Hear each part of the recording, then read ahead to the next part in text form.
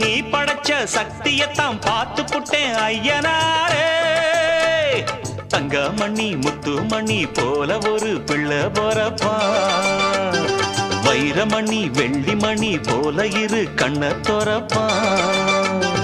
பொங்க வச்சு பூச வச்சு உங்களுக்கு பாட்டு படிப்போம். நேர்ந்து கிட்ட நேத்தி கடன் தீர்த்து புட்டேன் ஐயனாரே. நீ படைச்ச சக்தியத்தான் பார்த்து புட்டேன் ஐயனாரே.